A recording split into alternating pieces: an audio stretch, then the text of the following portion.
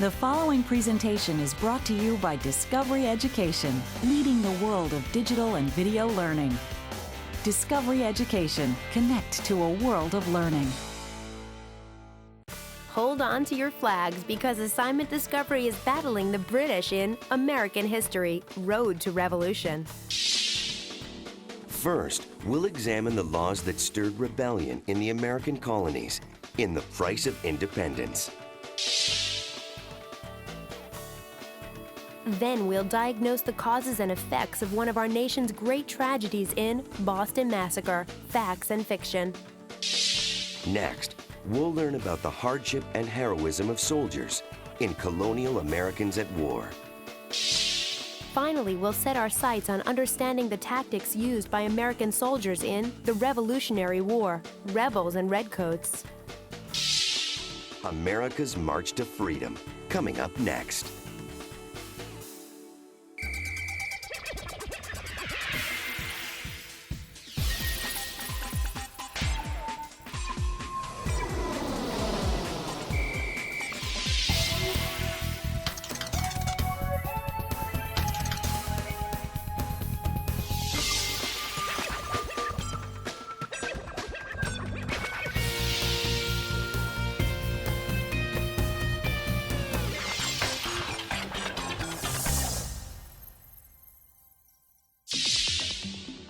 As you watch the first half of this program, keep these questions in mind.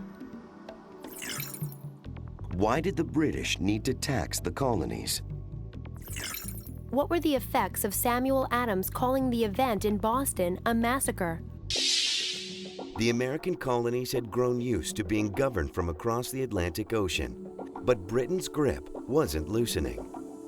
British taxes and soldiers were a constant reminder that the king was still in control. Colonists were angry and they were ready to act. What do you know about the leaders of the American Revolution and their beliefs? Madison, Hamilton, Monroe. John Hancock, Benjamin Franklin. George Washington was the leader of the army. They were fighting against taxes from Britain, especially unfair ones that they thought they shouldn't have to pay because they weren't represented. The leaders of the American Revolution based their philosophy on John Locke, who said that the government exists purely to work for the needs of the people. And so it was a real way for them to say, this is what we believe in and we want our freedom and we're going to do what it takes to get it.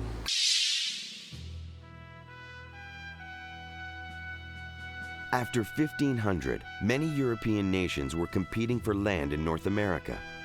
The French and British already controlled vast territories, but both nations were interested in owning even more. With help from the Iroquois, British troops and colonists defeated the French in the French and Indian War. Colonists were grateful to the British government for sending soldiers, but they wanted to remain as free as possible of control by the mother country. For that reason, the end of the war brought new friction between the colonists and Britain. First, Britain's King George III issued the Proclamation of 1763. In it, the king forbade colonists from moving west of the Appalachian Mountains. The British wanted to prevent the colonists from taking more land from Native Americans because they feared it would lead to more expensive wars. And the British decided that the colonists should help pay the cost of the soldiers they would station in America, soldiers who protected the colonists from Native American attacks. In 1765, Britain passed the Stamp Act, which placed a tax on all printed material, from newspapers to playing cards. Calling themselves the Sons of Liberty, many colonists took to the streets to protest the new taxes. Eventually, the colonists' actions forced Britain to repeal the Stamp Act, but the British put new taxes in place. Each time the British passed a new tax, the colonists became angry. Colonists staged boycotts of British goods, and they wrote pamphlets that criticized Parliament's policies. Tensions rose even more when the British sent troops to restore order. Anger would soon turn to violence in Boston. On March 5, 1770, an angry group of colonists surrounded a small group of British soldiers. They threw snowballs and rocks. The frightened soldiers opened fire, killing 5 colonists and wounding 6. This event came to be called the Boston Massacre. 3 years later, the British passed the Tea Act, which aimed to help a British tea company. Again, the colonists boycotted. And on the night of December 16, 1773, the Sons of Liberty took a further step. A group of men disguised as Native Americans boarded an English ship that was docked in Boston. Then they dumped 342 cases of tea into the harbor. The king was furious with the colonists, and Parliament passed a set of laws called the Coercive Acts. The colonists called them the Intolerable Acts because they were so severe. The Intolerable Acts closed Boston's port, reduced the power of town meetings, and increased the authority of British royal officials.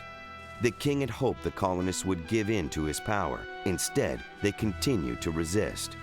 Delegates from many colonies met in the First Continental Congress in the fall of 1774. They demanded that Britain remove the Intolerable Acts, but the British refused. The next spring, the British sent troops to the town of Concord to seize a supply of weapons. On the way to Concord, the British soldiers met 70 militiamen in the town of Lexington. A shot was fired, the first shot of the American Revolution. More shots rang out, and 8 colonists died.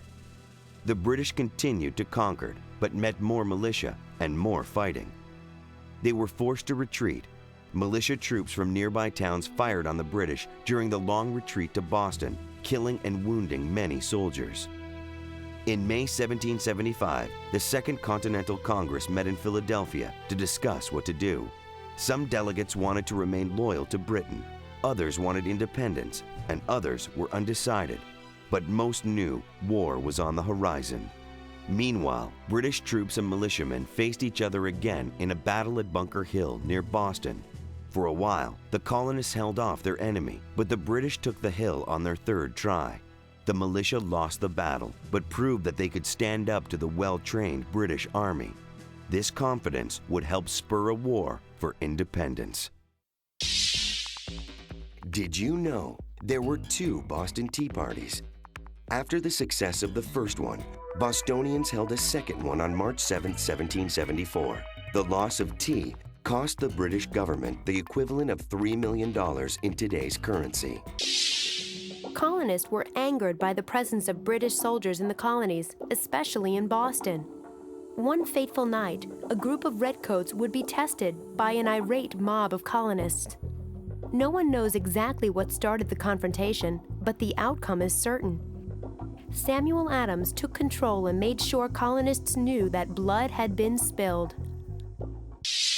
What are the qualities of a good leader? Loving but firm. They have to have confidence. Somebody who also is just very strong emotionally. Daring, compassionate. Bold, gracious, noble. They should be fair and honest, and they should do the right thing. Smart, dependable. Wise. Always do the right thing. He knows what's good for the people. And make decisions based on that.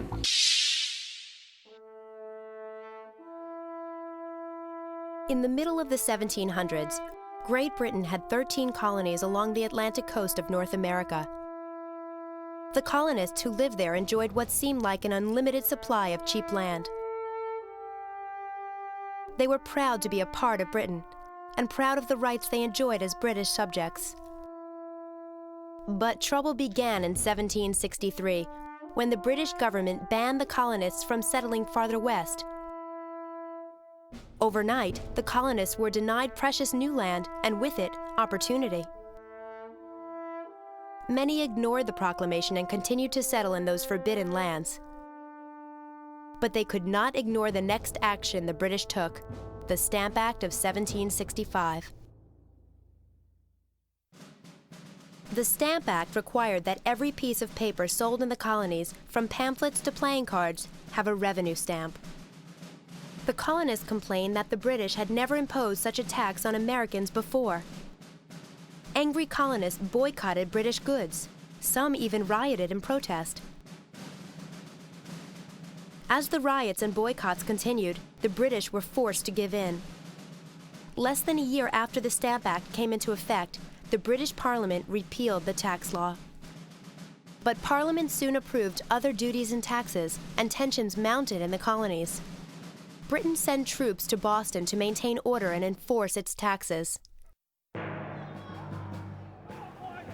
On March 5, 1770, an angry mob in Boston gathered around 9 British soldiers, or redcoats. The crowd began to taunt them and threaten them with wooden clubs and sticks. When their shouts did not provoke the soldiers, the crowd threw ice at them, and some in the crowd even yelled "Fire!" When a colonist named Richard Palm struck a soldier with a club, a shot finally rang out. Other shots quickly followed. Some witnesses later claimed that Captain Thomas Preston, the commander of the British troops, ordered his soldiers to fire. Others said the soldiers fired their weapons on their own. The soldiers themselves said their shooting was in self-defense. When the smoke cleared, 5 colonists lay dead or dying. Samuel Adams, one of the leaders of the anti-British protests, saw an opportunity in this tragedy. He and his allies began calling the incident the Boston Massacre. They helped rouse further anger against the British with articles and pictures that described British soldiers shooting at unarmed civilians. The British tried to calm the colonists by bringing the soldiers to trial. In the end, juries made up of colonists ruled that Preston and most of his men had fired in self-defense. Only 2 of Preston's soldiers were convicted, but they were only found guilty of manslaughter. The trials helped calm American anger. Parliament also tried to appease the colonies by repealing all the duties it had enacted, except one. England would not overturn the tax on tea. Within a few years, this tax added to the colonists' growing resentment toward the British, and conflict erupted again. First along the docks of Boston, and then across the colonies.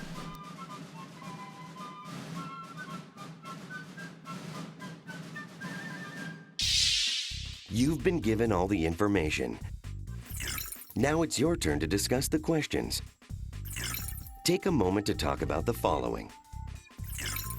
Why did the British need to tax the colonies? What were the effects of Samuel Adams calling the event in Boston a massacre? If you'd like to learn more about what you've just seen, go online or check out these books at your local library.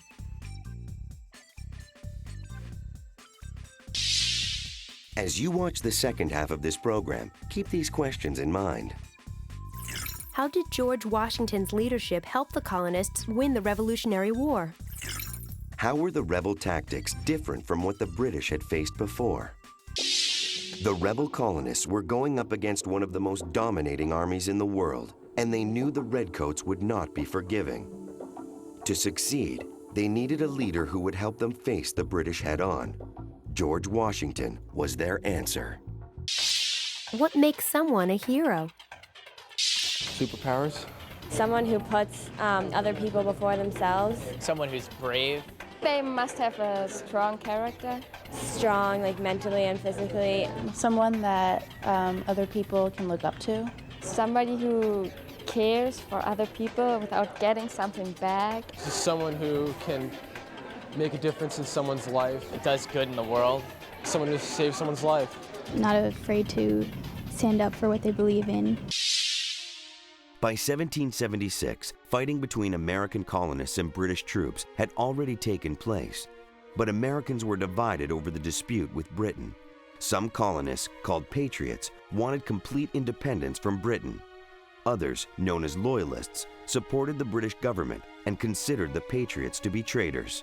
And many colonists had no strong feelings either way. However, public opinion began to shift with the publication of a pamphlet called Common Sense. In its 50 or so pages, author Thomas Paine criticized the idea of being ruled by a British monarch. Paine called on colonists to fight for American independence. The sun never shined on a cause of greater worth. 'Tis not the concern of a day, a year, or an age. Posterity will be affected, even to the end of time. Paine's words inspired widespread support for the revolution. In July of 1776, the Continental Congress took a first step toward breaking away from Britain. The delegates voted to break with Britain. Then they approved the Declaration of Independence, which stated the reasons for independence. The document represented the commitment of the 13 colonies to continue the war against Britain until victory was achieved. But a long fight lay ahead to make independence a reality. George Washington led the American troops, who were known as the Continental Army. At first, the Continental Army suffered several defeats and had to retreat from New York. But on Christmas night 1776, Washington led 2,400 men across the icy Delaware River, surprising the British and gaining a victory. The real turning point came in the fall of 1777 at the Battle of Saratoga. There, the Americans forced a large British army to surrender. France, which wanted to weaken Britain, realized that America had a real chance of winning the war. It signed a treaty of alliance with the United States and sent soldiers and ships to help the Americans. But struggles remained. Washington and his army suffered a cruel winter in 1777 and 1778 in its camp at Valley Forge. The 11,000 Continental soldiers were hungry and cold and wore threadbare clothes. Many were sick with chills, fever, diarrhea, or worse, and provisions were scarce. Men without clothes to cover their nakedness, without blankets to lay on, without shoes. Their marches might be traced by the blood from their feet marching through frost and snow. Despite their hardships, Washington's troops used this period to train and become a more effective army.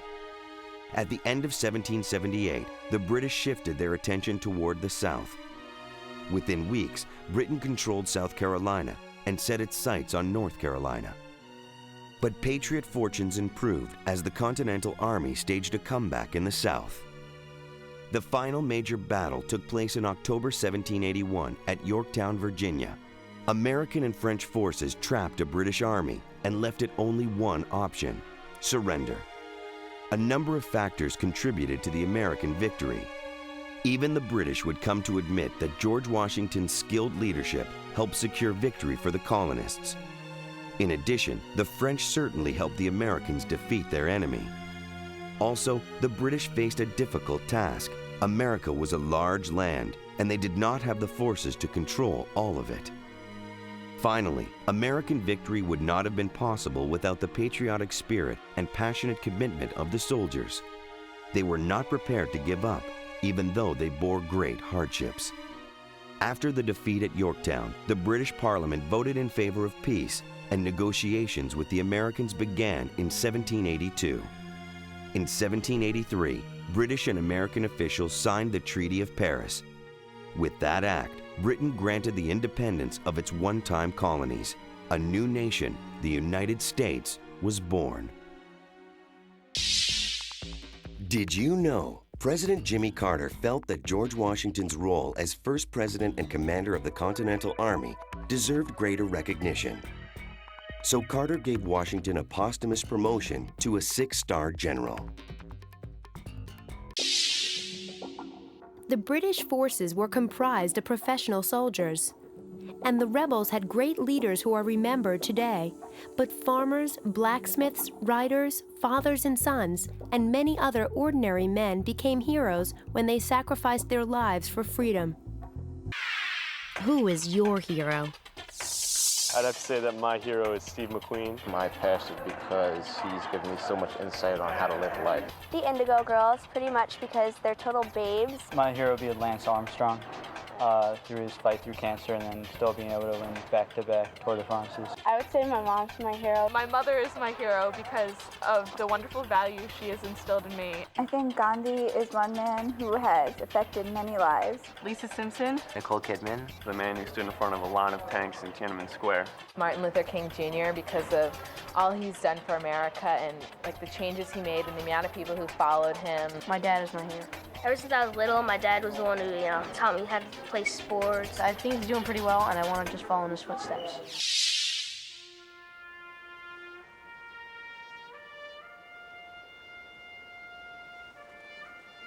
we have the power to begin the world again. A situation similar to the present hath not happened since the days of Noah until now. The birthday of a new world is at hand. Thomas Paine, 1775.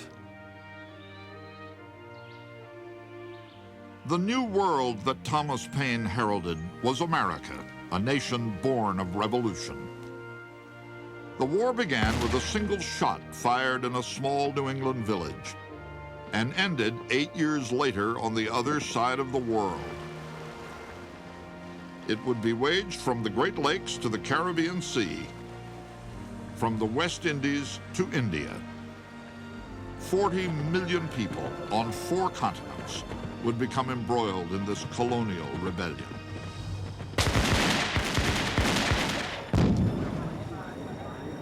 And within the colonies, Americans would bitterly fight their first civil war.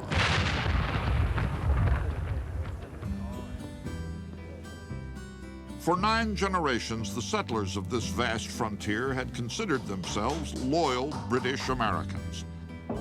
But foremost, they were Virginians. They were New Yorkers. They were Pennsylvanians. Residents of 13 separate colonies stretched along the fringe of an untamed continent. In a time when it took 2 months to cross the Atlantic, they enjoyed the freedom of being governed from 3,000 miles away. On the night of April 18, 1775, the question of who would rule America was about to resound in gunfire.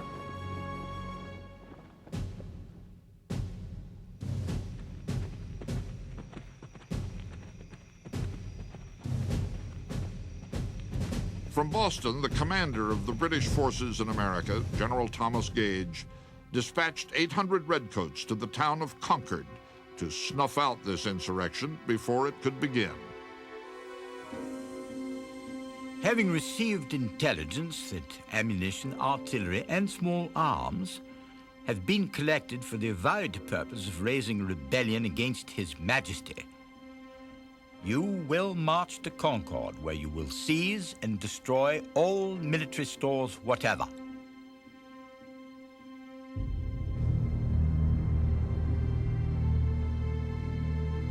Before the order reached British soldiers, it was passed to American spies, who set in motion an elaborate series of alarms to warn the countryside. Shortly after 10 p.m., 2 lanterns glowed briefly in the steeple of Boston's Old North Church, just long enough to signal patriots across the Charles River that the Redcoats would move that night by water. The official courier of the Massachusetts Provincial Congress, a 40-year-old silversmith named Paul Revere, received urgent orders from Joseph Warren, the head of rebel intelligence. About 10 o'clock, Dr. Warren begged that I would immediately set off for Lexington. 2 friends rowed me across the Charles River. They landed me on the Charlestown side, went on to the town, and there got a horse. The moon shone bright.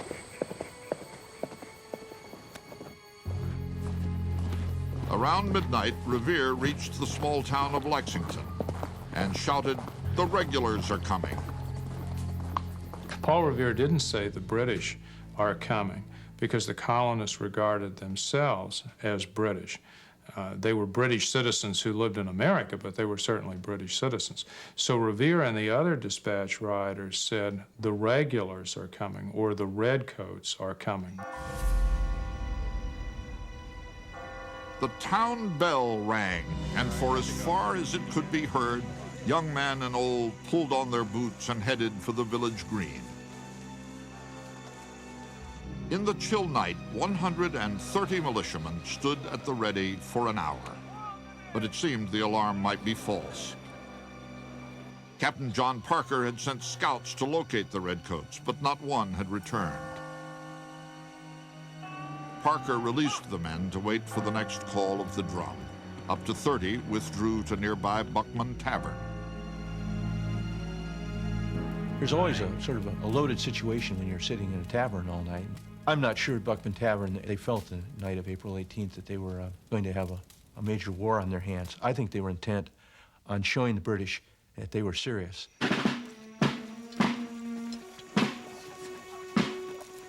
Out on the road, the regulars were being driven hard, a mile every 16 minutes. Their officers feared daybreak and detection. Inside some of the houses they passed, men and women were wide awake, melting pewter dishes into musket balls.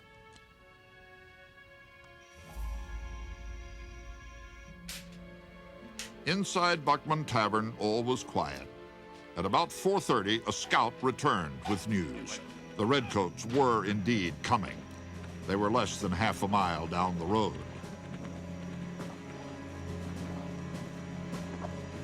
Three British companies, about 100 men, reached a crossroad. A hot-blooded young lieutenant had to choose between taking his men toward Concord, where he had been told to go, or into Lexington, where he could see armed Americans waiting. With his superiors out of earshot, Lieutenant Jesse Adair made his fateful choice. At 5 o'clock on the morning of April 19th, he led his men toward Lexington Green. Captain Parker gathered his men, now fewer than 80, and gave his orders. Stand your ground. Don't fire unless fired upon. But if they mean to have a war, let it begin here. No one knew what would happen when the two forces collided, and certainly no colonial commander wanted to give the order to fire. If they fired on British regulars, they could be tried for treason. The militia heard British Major John Pitcairn yell, "Lay down your arms," and another officer shout, "Ye rebels, disperse! Damn you, disperse!" Outnumbered, Captain Parker told his men to abandon the green. Then, from somewhere, a shot rang out. There is no saying who fired it, rebel or redcoat. But in that puff of smoke, the bond of kinship between England and America was severed.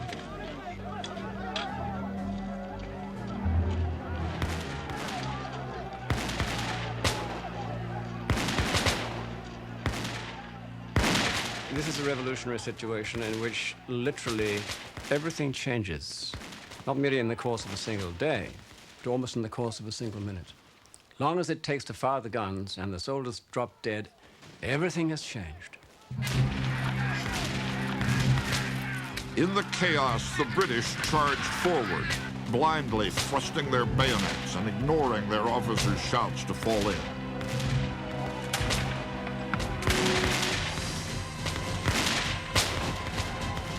At last, the drums brought the Redcoats back into ranks, and their officers marched them the way they were supposed to have gone in the first place, toward Concord. The British took stock and found they had only one man wounded, a private shot in the thigh.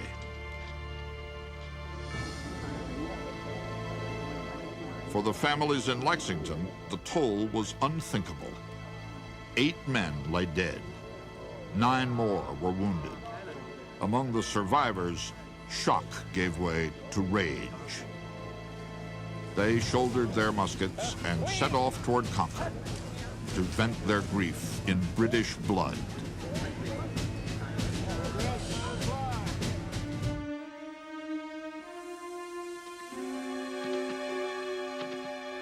Paul Revere never finished his midnight ride. Just after 1 a.m., he was captured by a British patrol.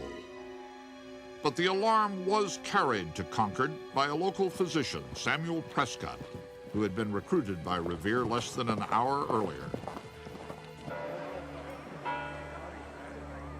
As day broke on April 19th, virtually every town within 20 miles had been alerted that the Redcoats were coming.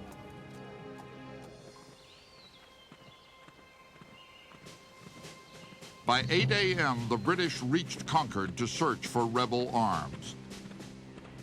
All they could find were 3 cannon, 60 casks of flour, and 500 pounds of musket balls.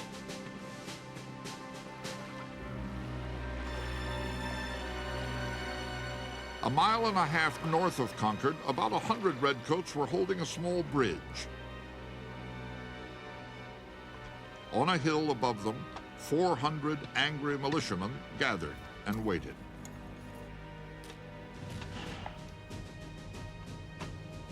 The Concord militia was being steadily reinforced by men from neighboring Acton, Bedford, Carlisle. Yet they made no move until they saw smoke billowing over the town. The British were burning the few armaments they had found, but the militiamen assumed it was their homes. They advanced on the North Bridge.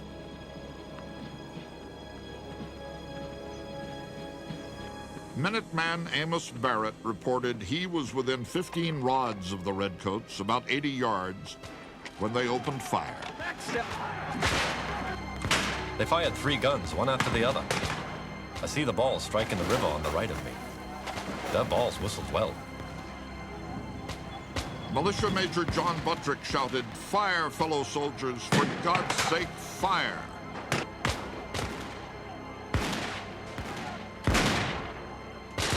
In the exchange, 2 militiamen were killed.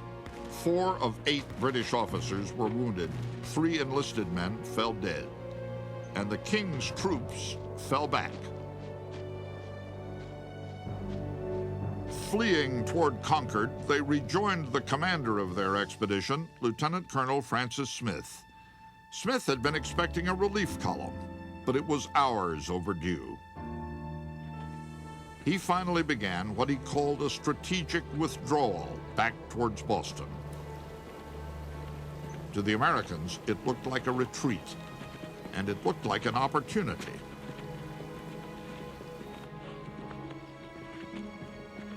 Using a shortcut, the militia reached a crossing called Merriam's Corner ahead of the King's troops. Taking cover behind houses, fences, and trees, they waited for their quarry to march into their trap.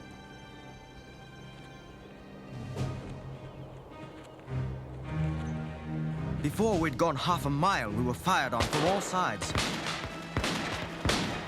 The country was full of woods, which the rebels did not fail to take advantage of.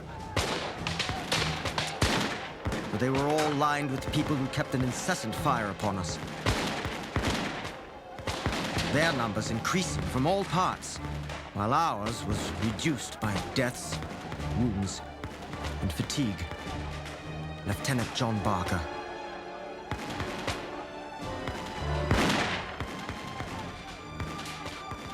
The British thought that the Americans' tactics were pretty shameful. Many British participants complained bitterly at the way in which the Americans had, from behind cover, shot at them on the road. They found this very difficult to cope with. They were not used to this guerrilla type of warfare. Exhausted and out of ammunition, the Redcoats finally saw their salvation. Lord Hugh Percy's relief column of 1,000 men arrived. Smith's men took an hour's rest under the protection of Percy's cannon. Then they resumed their retreat. As many as 3,000 rebels now lined the road. The British faced a 15-mile gauntlet back to Boston, maintaining their formations under a withering fire. It became the great myth that the British were stupid, standing there to get shot at. They really didn't have any other choice. I mean, once they were on the road and they were out there, they had to get back in some kind of order. The minute they all spread to the 4 winds, they'd be individual targets. A little bit harder to find, but you'd lose all of your military capacity if you did that. So that was the only tactical choice that they could make.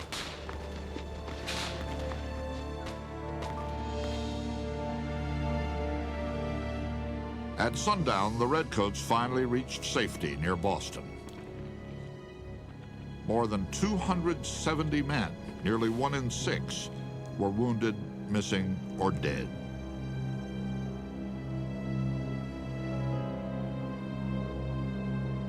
It was really a rural riot is what it was. Everybody came and took a shot, you know, and all day long this was escalating and escalating. When the British finally got back, practically destroyed, the country could never be the same again. After the clash at Lexington on April 19th, express riders rushed from one New England village to another, shouting the news that the King's troops had spilled colonial blood.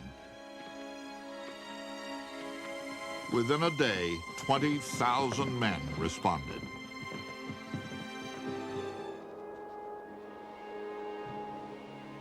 When news of the bloodshed reached a 34-year-old militia captain named Benedict Arnold, he closed his shop in New Haven, Connecticut, and headed to the rebel camp at Cambridge. Benedict Arnold, as a civilian, had followed a number of different occupations, and that kind of is reflective of the fact that the man was probably a driven type A personality who just couldn't sit still. So he was at one point an apothecary, at another point he was a ship captain, at another point he was a merchant. Very busy guy, very high energy levels. Outside Boston, Arnold found the newborn American army laying siege with no siege weapons. He knew that on Lake Champlain, on the New York frontier, the British had more than 100 cannons at a fortress called Ticonderoga. Arnold set off to recruit men to attack it. He soon learned that others were already on their way, the brawling woodsmen who called themselves the Green Mountain Boys, led by a rum-swilling giant of a man named Ethan Allen. Allen and Arnold agreed to attack Ticonderoga together. At dawn on May 10th, 83 Americans crept toward the fort. They found the gate open. Only one sentry was on duty, and he was asleep. When he awoke, his musket wouldn't fire, and he ran away. Outside the officers' quarters, Ethan Allen yelled, "Come out, you old rat!" In 10 minutes, without a shot fired, Allen demanded surrender of the greatest fortress in America, from a half-dressed British officer still holding his trousers. The British, I think, above all, felt humiliated by the loss of Ticonderoga. They had taken this great fortress from the French at enormous cost in the 7 Years' War. And here, in 1775, was a band of what one British officer called ragamuffins seizing this strategic post from its British garrison. It did come as a considerable blow to British pride. 8 days after the capture of Ticonderoga, news of the victory reached the rebel leaders in Philadelphia. But the Continental Congress was more alarmed than elated by this overt act of aggression. It immediately ordered all the captured guns inventoried for return to the British as soon as hostilities had cooled down. Despite the bloodshed at Lexington and Concord, the men in Congress, like most colonists, hesitated to go to war against England. They still hoped for reconciliation. Tears stand in my eyes when I think of this once happy land of liberty. All is anarchy and confusion. We are all in arms. May God put a speedy and happy end to this contest between the mother and her children.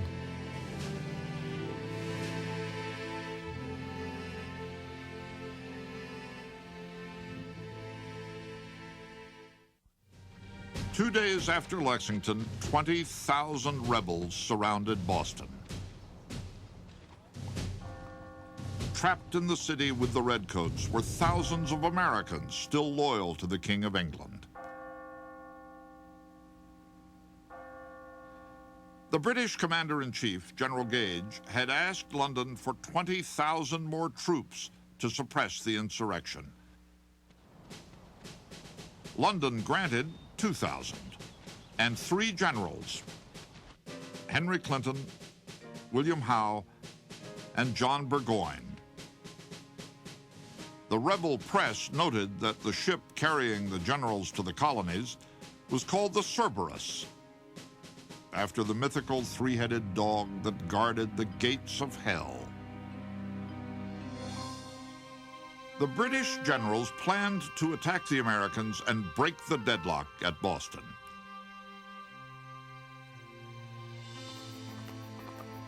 But within 24 hours, rebel spies reported the British strategy to the Americans. The Americans decided to move first and occupy the Charlestown Peninsula. Their plan was to build fortifications above Boston Harbor, the lifeline for British supplies. The place they chose was called Bunker Hill. The man they chose to lead them was Massachusetts Colonel William Prescott. On the evening of June 16th, Prescott and more than 1,000 men moved out to fortify Bunker Hill. Instead, in the confusion of darkness, the rebels chose a lower site called Breed's Hill. The Americans labored all night on their defenses. At first light, a watchman aboard a British warship was shocked to discover that the face of Breed's Hill was crowned by a 136-foot-long entrenchment. General Clinton proposed landing 2 forces on the Charlestown Peninsula and trapping the Americans between them. Surprisingly, General Gage overruled him and prepared for a more perilous move, a frontal assault. The decision of the British to actually storm the American defences on Bunker's Hill, or Breed's Hill as it was, may seem now rather odd, but the reason they did it, I think, was primarily psychological. The British had suffered an embarrassing, humiliating reverse on the day of Lexington and Concord. So they had to reassert the superiority of regular troops over the colonial militia. Gage's strategy required waiting 6 hours for high tide, 6 more hours for the Americans to fortify Breed's Hill.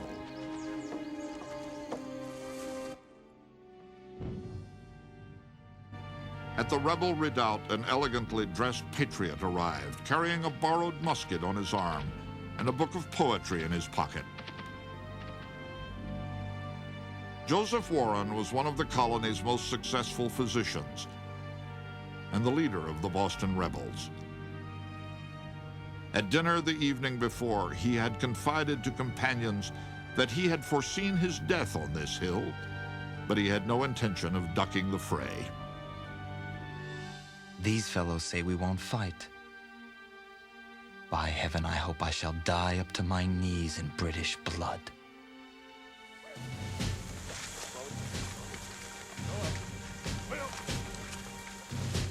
By 2 o'clock, the British had landed 2,500 troops. By 3 o'clock, they were ready.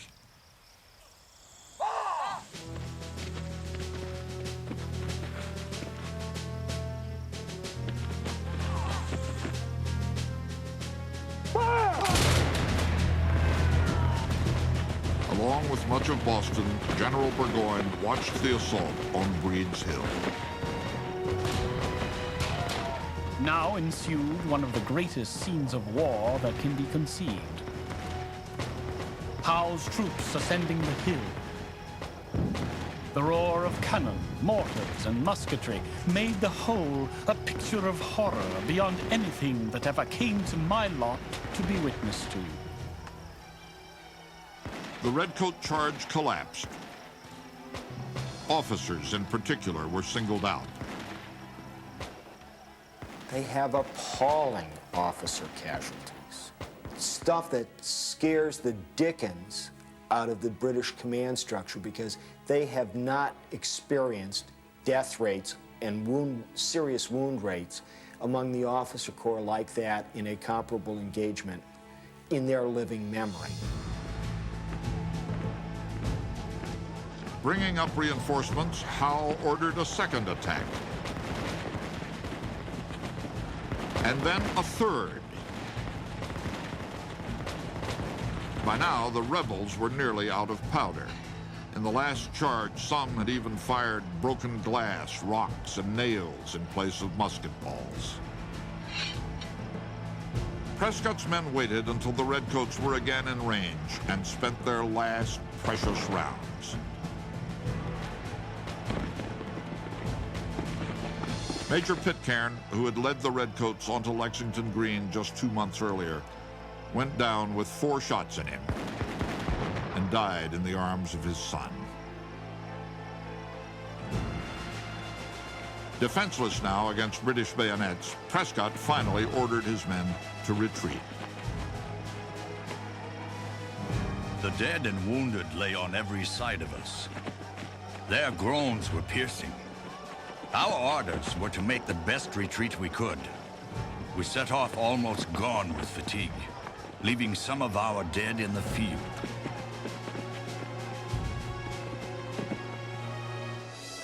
Among those left in the field was the Patriot leader who had foreseen his own death, Joseph Warren. A British officer on burial detail wrote, Dr. Warren I found among the slain, and stuffed the scoundrel with another rebel into one hole. And there he and his seditious principles may remain.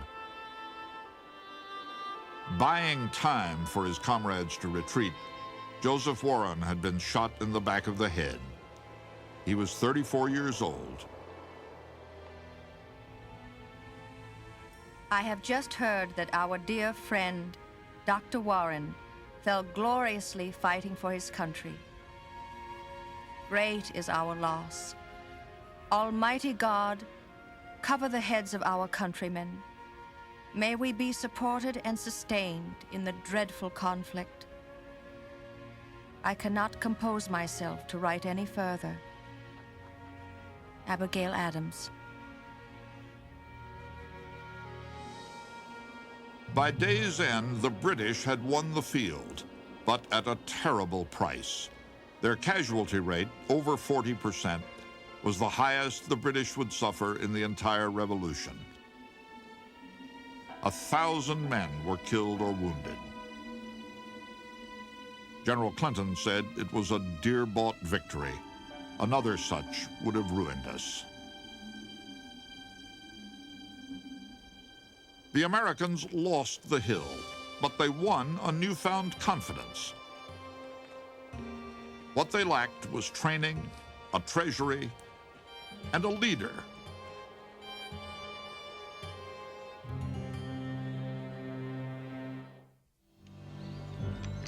While still hoping to restore peace, Congress prepared for war.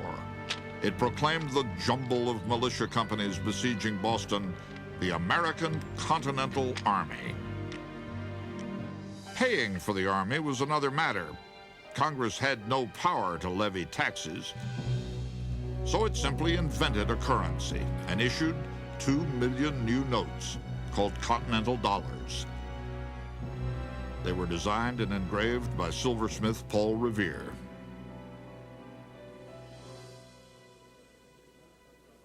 Congress also had to choose a man to lead the new army.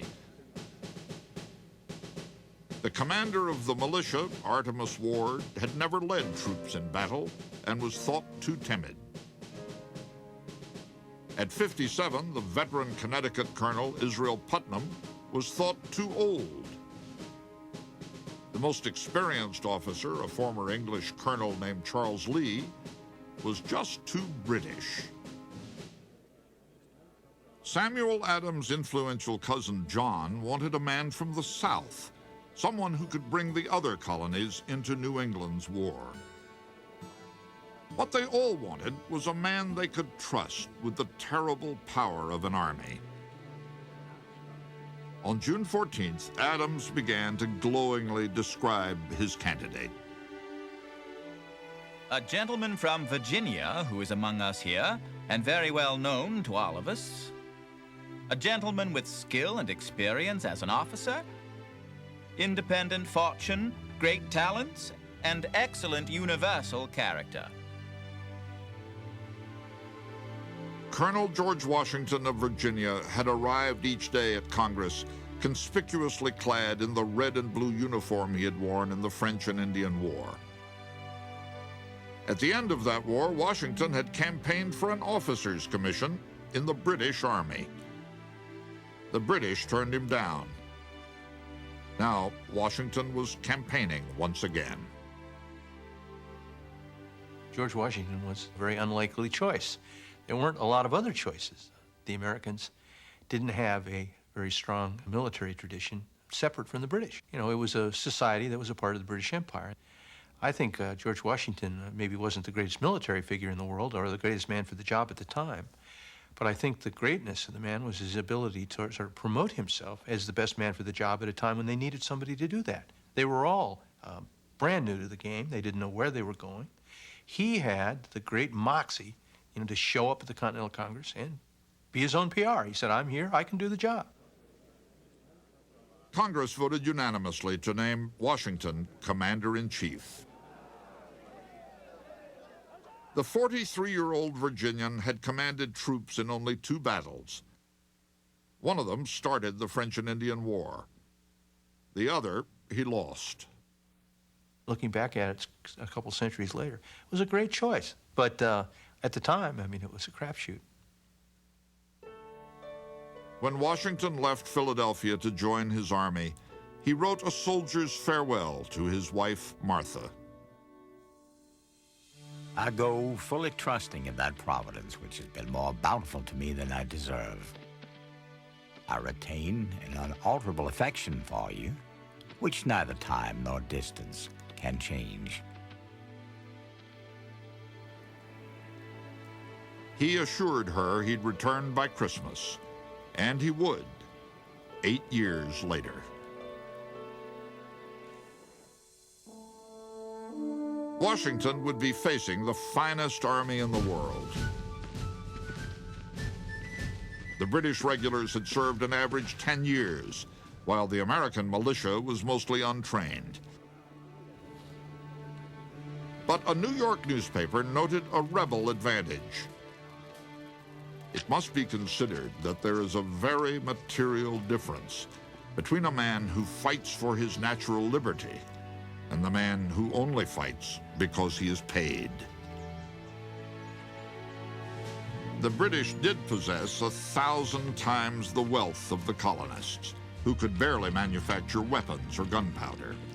The American Navy consisted of 8 small vessels against 270 British warships.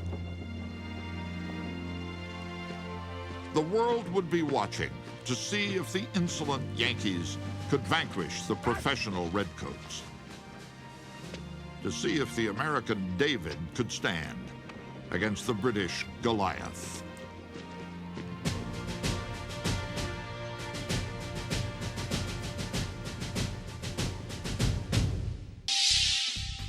You've been given all the information.